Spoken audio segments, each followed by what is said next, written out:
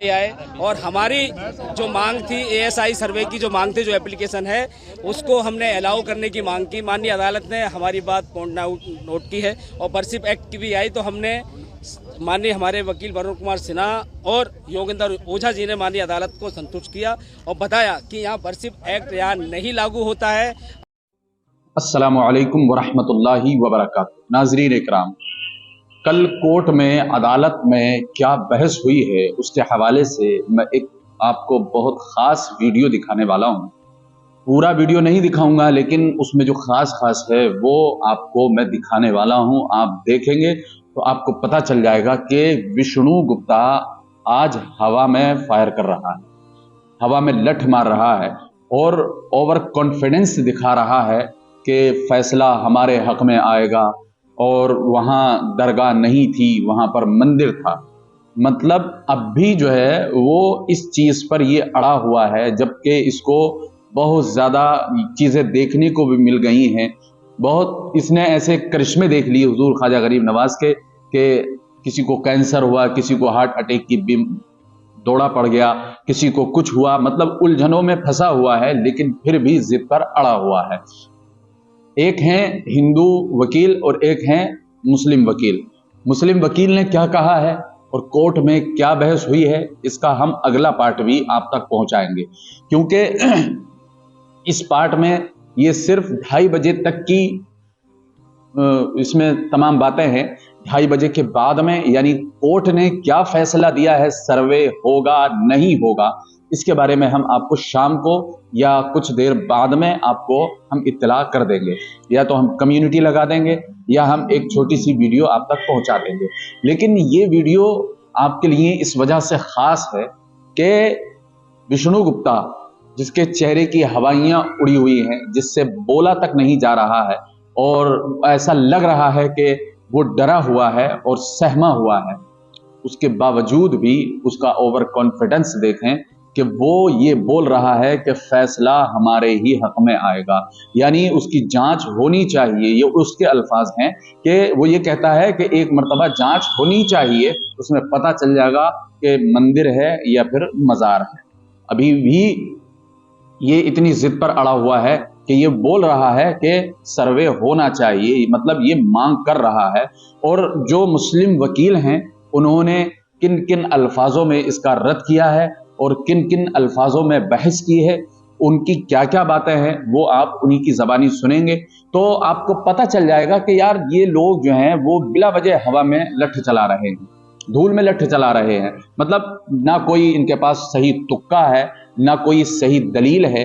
ये 100 या 150 या 200 साल पुरानी लिखी हुई किताब, वो किताब कभी भी लिखी गई हो, जो अजमेर की हिस्ट्री पर लिखी गई थी, वो 2-4 साल पहले लिखी, 200 साल या 250 साल मान लो, लेकिन उसमें लिखा क्या गया है और ये हकीकत कब की है। मतलब ये 800 साल से जायद वहां मज़ार शरीफ को हो चुके हैं, यानी हुजूर सैयदना ख्वाजा गरीब नवाज रज़ियल्लाहु ताला अन्हु को इस दुनिया से जाए हुए 800 साल से ज्यादा हो चुके हैं और इनकी नींद जो है वो अब खुली है, ये ख्वाब गफलत से अब जागे हैं। मतलब ये कि इनका धर्म के स्तर से ये अब जागे हैं। तो जो पहले लोग थे तो वो क्यों सो रहे थे, वो भी तो आपके पूर्वज थे, वो भी तो आपके अजदाद थे। तो क्या उनको इतनी समझ नहीं थी, क्या उनको इतनी अकल नहीं थी कि वो कह सकते थे कि नहीं यहाँ भाई मंदिर था, यहाँ आपने दरगाह क्यों बना ली। तो उसी वक्त ये फैसला हो जाता। राजपूतों का एक दौर गुजरा है और भी बहुत सारे लोगों का दौर गुजरा है, लेकिन उन्होंने कोई भी आपत्तिजनक बात नहीं की, यानी कोई भी ऑब्जेक्शन नहीं उठाया। उसके बावजूद भी ये अपने पुरखों को, अपने अजदाद को, अपने पूर्वजों को झुटलाने के लिए ये झूठा दावा कर रहा है कि नहीं यहाँ मंदिर था। सिर्फ इसी को ख्वाब आया है, इनके भगवान जो हैं वो इन्हीं के ख्वाब में आए हैं और किसी के ख्वाब में नहीं आए हैं। इन्हीं को ख्वाब में आके बताया गया है कि यहाँ पर मंदिर था, अब यहाँ पर दरगाह है। तो 800 साल पहले से कहाँ थे ये लोग, सवाल ये है ना, 800 साल पहले ये लोग कहाँ थे। बहरहाल आप लोगों को जो मैं वीडियो दिखाने वाला हूँ, उस वीडियो को आप देख लीजिएगा और फैसला कीजिएगा। कमेंट बॉक्स में अपनी राय ज़रूर पेश कीजिएगा और इस वीडियो को अपने तमाम तर दोस्तों अहबाब में ज़रूर शेयर कीजिएगा ताकि लोगों को पता चले कि लोग किस तरीके से धांधली करना चाहते हैं, किस तरीके से आवाम को बहकाना चाह रहे हैं।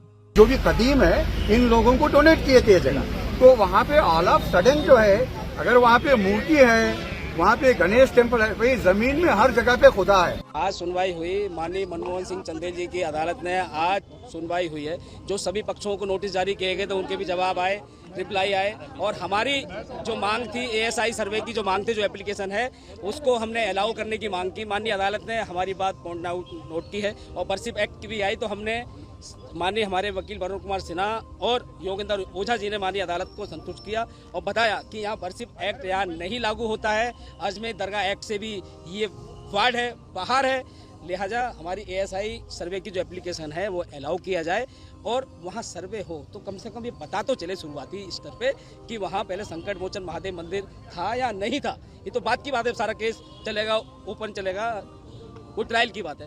तो मुस्लिम पक्ष की ओर से बरसिप एक्ट पे आए, तो बरसिप एक्ट के बारे में फिर बता दूं कि सुप्रीम कोर्ट ने जो कहा है, जो 18 याचिकाएं हैं उसमें कहीं से भी अजमेर दरगाह का कहीं जिक्र नहीं है। बहुत साल के बारे में बताया गया है, मथुरा और काशी के बारे में बताया गया, लेकिन अजमेर दरगाह का कहीं पे जिक्र नहीं है, नंबर 1।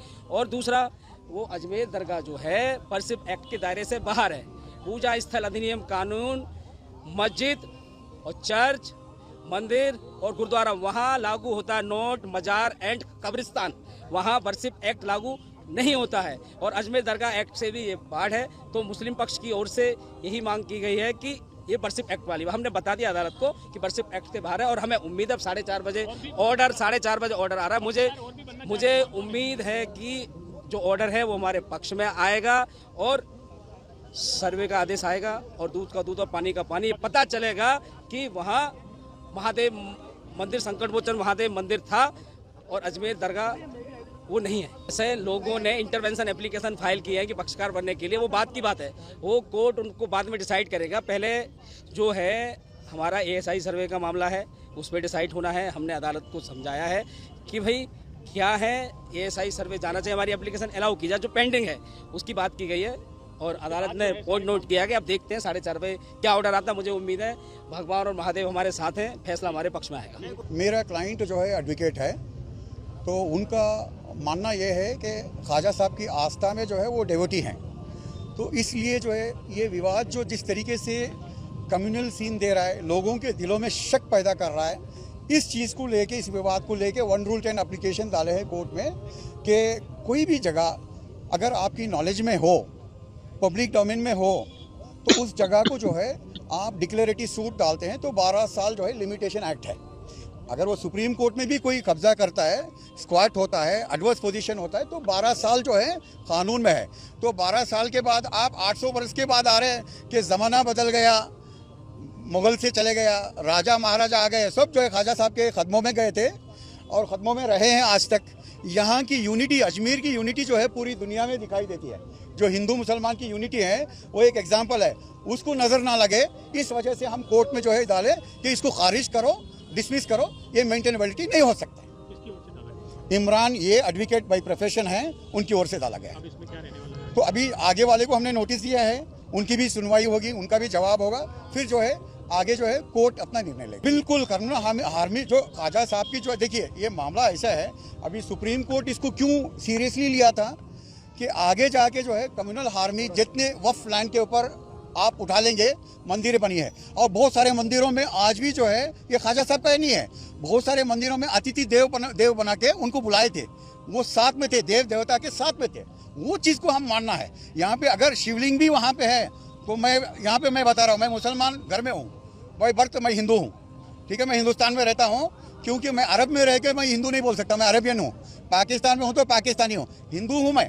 तो मुझे भी ठेस पहुँचता है कि ऐसी चीज़ें जो है कोर्ट में आके वक्त जो है लोगों का माइंड डाइवर्ट करके सारी चीज़ों के ऊपर वेस्ट ऑफ टाइम होता है। इन चीज़ों से अच्छा अगर कोई पीस हार्मनी क्रिएट करते हैं, और भी देखिए रूल ऑफ लॉ चेंज होता रहा, सुल्तान मोहम्मद गारवी से लेते बाबर से लेके अंग्रेज़ की हुकूमत तक रूल ऑफ लॉ था, लेकिन वो चेंज होता रहा। ख्वाजा साहब का जो है वो लॉ ऑफ लॉ है, सबके लिए रहेगा, वो हमेशा कायम रहेगा।